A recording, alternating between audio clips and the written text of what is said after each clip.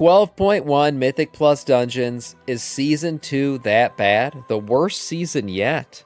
Oh no. I've heard people are like really afraid of Season 2 and the dungeon makeup and how this is all going to look. I know people don't like Cethralis and stuff, and there are some of these other dungeons that were selected. So let's see. Let's get into this one with Marcellian here and see how these dungeons and maybe this season might not be so good. Oh no, negative video. Let's get into it. So what dungeons are we getting in Season 2? Well, there's the new one coming with a patch called Altar of Fangs. Pretty cool. Poison themed. Zul'Jan is a boss. Of course. Then we have the rest of the Midnight Dungeons. Wait, the ones with 1 hour long intermission, mini-games, and mini-bosses harder than the actual real bosses? Yeah? Oof, rough. I don't know, man. What else? To be fair, Blizzard's already shortened a lot of the RP stuff in these dungeons and patches recently, so they're trying to make that a little bit better. Temple of Sethralis. Temple of what now? Sethralis. Yeah, no, I heard you the first time. I just thought I was reliving a BFA nightmare. So the same type of dungeon like the previous ones, just worse, more boring and banned from MDI because of how buggy it was back in Battle for Azeroth? Wait. There's also King's Rest. Yeah, so King's the Rest. hardest dungeon they ever made. Oh, come on. It can't be that bad, dude. No, you're right. The actual worst dungeon ever made was Ruby Life Pulse. Oof.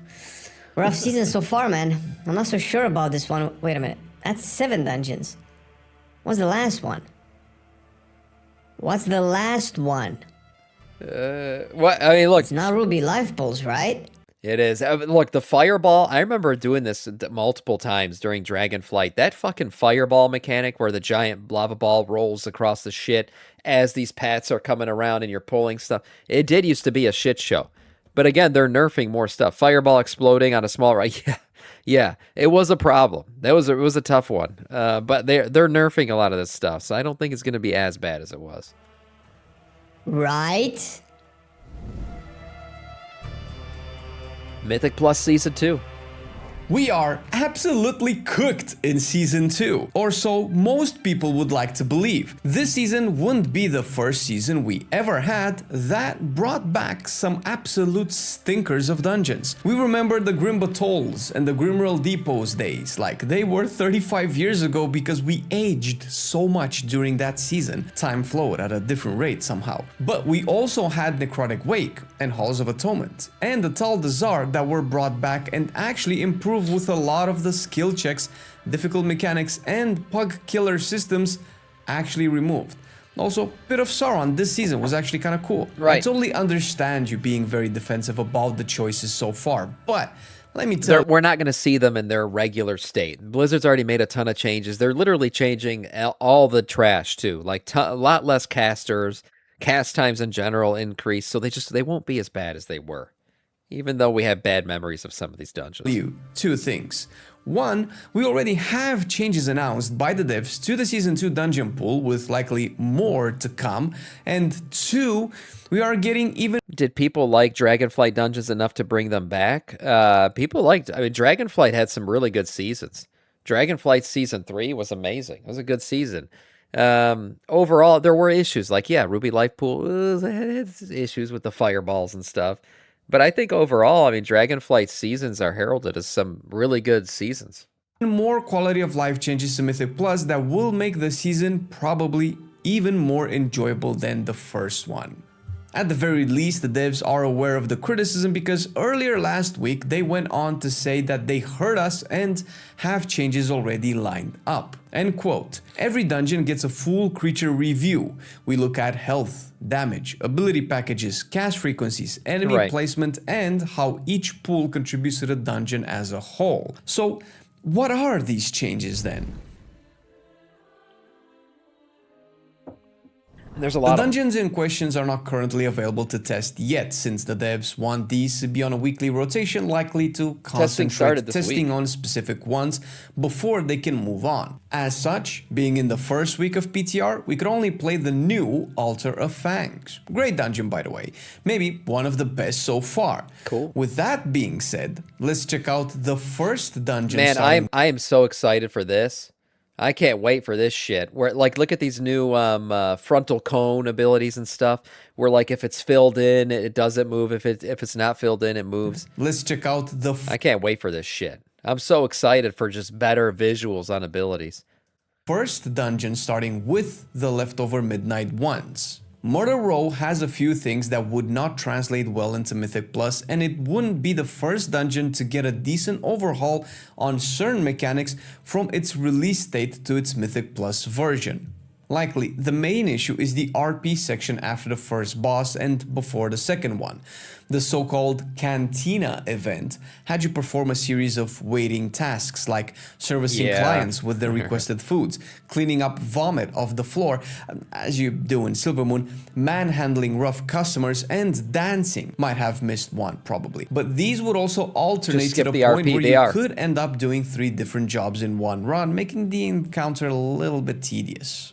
Either way, as fun as this can be on heroic and regular mythic difficulty, it does not feel great in Mythic Plus environments where your brain is just trained to be on alert and always on the go. Blizzard has increased the progress contribution from each individual player to get this event done quicker. They also drastically reduced the penalty from failing one of the jobs, as well as making... They should just completely let you bypass it now, but it's basically they're making it relevant. You're just going to click this thing real quick, get it done, and move on. The jobs not switch anymore. If you get to be a waiter, click that's the thing, finish all you do in this entire run. Personally, I feel like this is kind of half-cooked or half-assed.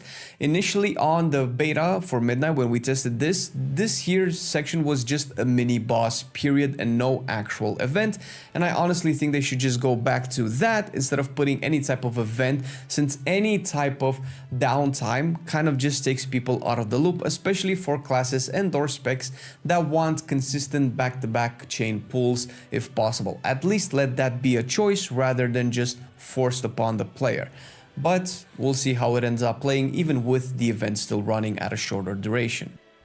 Past the second boss, there comes a phase with a lot of casters, which now has fewer of them, as well as certain castable abilities removed from corrupted warlocks, trained fel hunters, and fel caster neophytes. How many? We don't know. Are they replaced or simply... Also, not only are there's going to be less casters, each caster has less abilities, the cast times are increased. So these are not going to be an issue anymore. If you just interrupt, if you stop parsing for 5 seconds and do an interrupt ability, we'll be fine. The count of enemies reduced drastically? We don't know. What spells will be removed? We don't know. Will you guys test this? Why? Yes. Yes, we will. And all findings will be posted on our channel, socials, and streams. But hey, to keep up with all of that, all you need to do is just hit the like and the subscribe button, because we want our channel to be bigger, man. What's up? For Den of Nalarak, it's a similar issue with Murder Row when it comes to its RP. Particularly, well, actually, every boss has RP. These will be shorter now. A unique mechanic this dungeon brings is in its winter side, with the wind, or blizzard, if you will, blowing against your path, pushing you back and dealing damage. All of this was addressed as pacing and effects, which have been adjusted. We can assume the winds either barely push you back, or the intervals in which they spawn and are active will be just spread apart. The Sentinel of Winter no longer grants absorb shields, and the channel is for a fixed duration now. Avatar of Starvation's effigy will now have a 5-second cast time before affecting players. Avatar of Determination's Pulverize also will not stun players anymore. Honestly, these last ones I did not even know existed. Props for the devs doing a bit more than surface level checkups on the mechanics. Blinding Veil has a number of changes as well. First of all, the number of casters has been reduced in individual packs. To be fair, I felt overall that Midnight had... I'll be honest though, of the Midnight Dungeons, for some reason, I didn't really like this one. I haven't done it in a long time, so I don't remember exactly what I didn't like about it. But I remember not enjoying this dungeon as much as some of the other new ones. Fewer casters across the board. Now, with everyone's interrupt having a larger cooldown and all, while healers having infinite cooldown on theirs. I don't know if it was the aesthetic, maybe. The fact that we are reducing them even more means I can play Warlock again. On the plant dino boss, the amount of roots that spawn will be reduced. These were not the worst mechanic ever. It made kiting the boss over them very obvious and clearly the way to solve the issue. There were a bit too many for sure. One small step and you would be instantly rooted and eaten by the boss. The path to dodge them was very narrow, so this is a good change. On the last boss fight, the ads have less HP, and also the second mechanic where the boss draws orbs in has been made less of a potential wipe mechanic if failed. Void Scar Arena is one of the very few dungeons with actual routing options, which has kind of been addressed by making the starting point left side be melee focused while right side will be caster focused, with a mini boss at the end of either side to give us a buff when defeated. If this turns into actual routes based on your comp, I am officially surprised. The first boss has been apparently fully reworked. I don't know what triggered the drastic response, but I imagine the biggest offender would be the black hole mechanic that literally made everyone stop doing whatever and push them to run away. Most of the time, not even fast enough. I'm looking at you, priests. A bunch of ads across the dungeon have been updated and redesigned to incentivize diverse pathing, while also the mini-boss pinball before the last boss also addressed. Yeah, I remember this. That is something that was granted annoying, but also unique to this dungeon. I hope they didn't hammer it too much because it would suck to be yet another generic clear the mini-boss guards to open the door to the last boss, which by the way has had its mechanics adjusted also. Fucking so much shit changed already. And all of this he had some serious mechanics. Addressed the midnight dungeons. Let it be known in the future, because I talked with some people in our circle that complained about the dungeon pool, that sometimes a little faith needs to be placed in the devs. Sometimes. Moving on to the absolute bombshell, and not in a good way, King's Rest has also had its RP sessions sped up, which were almost everywhere. Why Sam so quiet today? Did he not pre-watch these? I never pre-watch, okay? But no, some of these dungeons, I mean, it's pretty straightforward. I've said it a couple times now, because that's what Blizzard's doing overall. You're seeing a reduction in packs, you're seeing less casters, longer cast times, and removal of a lot of the RP, and removal of a lot of the annoying boss mechanics, and making basically the annoying boss mechanics less punishing. I'm just trying to calm the people down. And he's kind of saying a lot of the stuff that I would normally say, is that, you know, they're changing these. We're not getting them in the same version that we saw previously where we hated them. The dungeon. The council fight will also have a fixed spawn of the bosses instead of random, the way we remember.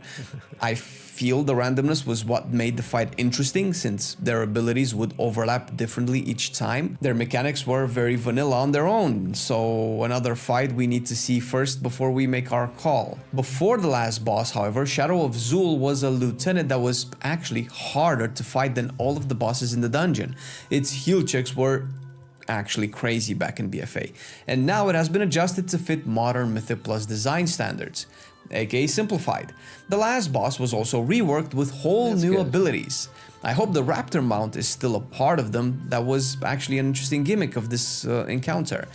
And the spears, but Temple of Sethrolis, the nuclear bomb of the season with actually the most amount of legit concerns addressed towards it, have been addressed. The first duo boss has had their shield transferred to be health based instead of timer based. And instead of killing you for hitting the wrong one, it just makes them take less damage. I mean, yeah, but also this feels like a bland mechanic now. I'm not arguing for Temple to be difficult, but the reflect damage was at least unique. The bigger worry was Merektha, the snake boss. Well, snake, not talking snake. The intermission where she summons her ads and burrows all around, knocking you away if you stand in her path, ends when the ads die, and not after like 45 seconds or something. The minigame in the... That would have been really freaking annoying for timers. Imagine, you can time the boss, but it refuses to come back up from underground. Gauntlet after the third boss has also been addressed, where we won't have to have one player carrying the snake eye to open the door. The last boss was also changed to require the input of everyone to enable the fight, and not just the healers. I imagine they put healing orbs on the ground and we have to walk over them to heal the boss. Also, throughout the dungeon, there were rogue Sethrak that used cheap shot when you walked into them, usually on the tank, making runs tricky. That's not going to happen anymore. Overall, with the snake encounter as well and the mini boss taking the eye to... I actually remember wiping to this boss and this is when I played a lot. Okay, I played a lot back in the day, I'm just saying. And this freaking boss caused problems all the time. People just didn't know how to do it for some reason. The door was unique, and that has been removed as well. And although I understand the Mythic Plus appeal of having the dungeons more consistent, I cannot help but feel that they might just become a little bit too bland. Maybe bland is better than insanely annoying. Lastly, the neutronic bomb that was Ruby life pools, and the one I'm still worried about. The first part of it apparently was way too crowded, so they removed some packs. Some mob abilities were reworked to not clutter the screen with cast bars, particularly the tectonic slams from the Earth Shapers. The first boss now does her abilities slower and gives more time in between them. This is a great change. This boss definitely felt like a doozy, especially for the first one in the dungeon. The two patrols upstairs of the dragons that were just flying around now are going to be on the ground, removing the risk of people accidentally pulling them as they were flying above head. I mean, who even looks up in the air nowadays? The third boss now puts a marker on the player before it casts, I assume the rolling meteor on the ground, while Kairaka, the last boss, no longer does the fire dots that drop puddles on the floor. This is actually incredible. That ability was a pain to juggle. Across the dungeon, packs, compositions, and abilities have... I remember nightmarishly having to solo this boss many times, and it was soloable as a blood DK because she would just keep flying up and you heal again, then you come back down, you do the shit, and you dodge the fires and all that stuff on the floor. It was annoying, and you would disadvance to avoid a lot of shit, but man, people just always died to this boss. And it's just like a dodge the shit on the floor. That's what it feels like, but people just kept dying. Been simplified, Ruby life changed, memories, adjusted, and maybe even removed somewhat. Honestly, I think we are in a good spot here, but I want to see how the rest of the abilities scale, because it was rough back in Dragonflight. DPS nerfed. We wanted to talk about the overall vibe of the next season, and calling it DPS nerfed seems as good of a description as any. It ties in first with the health changes and the damage changes announced. Actually, it ties in fully with these two. They announced about 2 weeks ago that the damage all enemies do will be increased by 25%, but also everyone's HP will be 25% higher. Tanks are already rocking easily over 1 million health on the PTR. This of course will turn into yet another stat squish at the very latest at the end of Last Titan, but that's a problem for future WoW. Present WoW has to deal with the fact that the healer change might not accomplish what they really want. The issue of healer burst healing being problematic happened once again, and to solve that, the health bars are bigger, but also damage intake is bigger. Likely easier than nerfing all healing abilities done by 25%. Either way, we might get rid of the burst healing, but on paper this just sounds that healers will have to sweat once again to keep people up, since now they have essentially been nerfed by 25%. Yeah, they won't have burst healing the way that they have it now in Season 1, but that just means that they need to mash the healing buttons better, faster, and stronger now. Not sure how that is supposed to make their lives better and to remove some stress away from their roles. Because yes, this is a goal that they have mentioned for tanks as well. Increasing everyone's health means DPS players will have to work more to kill packs, especially with a reduced amount of burst damage that DPS players lost, because the burst damage has also shifted into damage outside cooldowns.